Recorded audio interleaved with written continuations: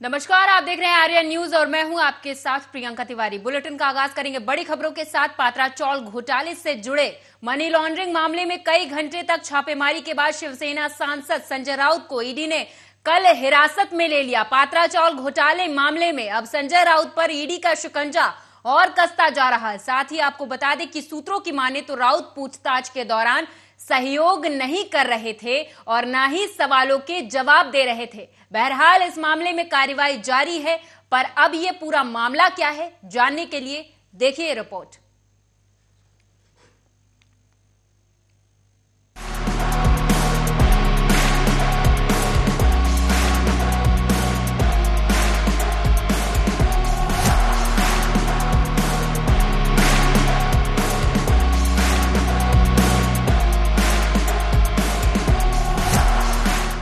शिवसेना सांसद संजय राउत के मुंबई के भांडुप स्थित घर पर परिवर्तन निदेशालय ने छापा मारा है।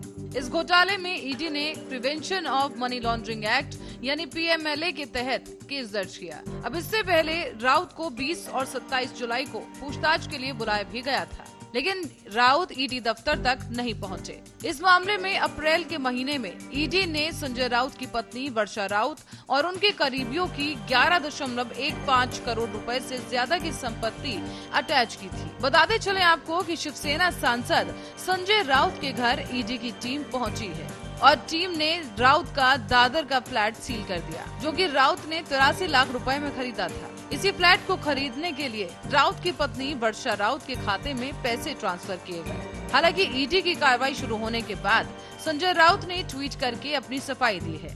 राउत ने कहा है कि मेरा किसी घोटाले से कोई लेना देना नहीं। मैं शिवसेना प्रमुख बाल साहब ठाकरे की शपथ लेकर ये कह रहा हूँ, बाला साहिब ने हमें लड़ना सिखाया है। मैं शिवसेना के लिए लड़ना जारी रखूंगा।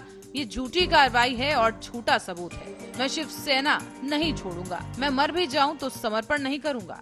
लेकिन इस बीच पहले आपको ये बता दें कि आखिर ये पात्रा चौल जमीन घोटाले की पूरी कहानी क्या है। दरअसल साल 2007 में गुरु आशीष कंस्ट्रक्शन कंपनी को पात्रा चौल का विकास करने का काम Maharashtra housing and area development authority की तरफ से दिया गया था। गुरु आशीष कंस्ट्रक्शन को वहाँ रहने वाले 672 फ्लैट बनाकर देना है और करीब 3000 फ्लैट महाड़ा को देना था। ये लैंड 47 एकड़ का था, जहां पर वहां रहने वालों और महाड़ा को घर बनाकर देने के बाद बाकी बची जमीन पर वो घर बनाकर खुद बेच सकते हैं। लेकिन आरोप ये है कि गुरु आशीष कंस्ट्रक्शन ने वहां किसी भी तरह का विकास नहीं किया और न ही महाड़ा को फ्लैट दिया है, बल्कि उसने पूरी जमीन और एफएसआई 8 बिल्डर को 1034 करोड़ रुपए में बेच दिया। और अब यहाँ संजय राउत का नाम कैसे आया, ये भी समझते हैं।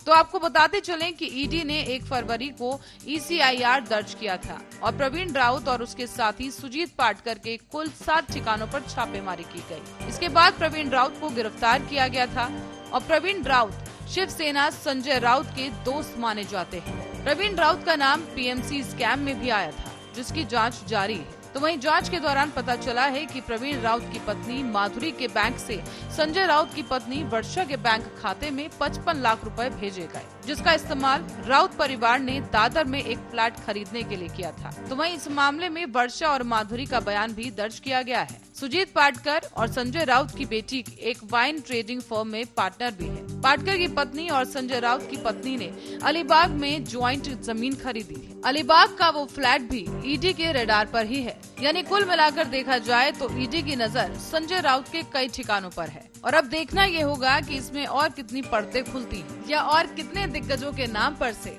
पर्दा हटता है। तो वहीं घंटों की पूछताछ के बाद संजय राउत को ईडी ने हिरासत में ले लिया है। अब आगे की कार्रवाई की जा रही है। Special report, Arya news.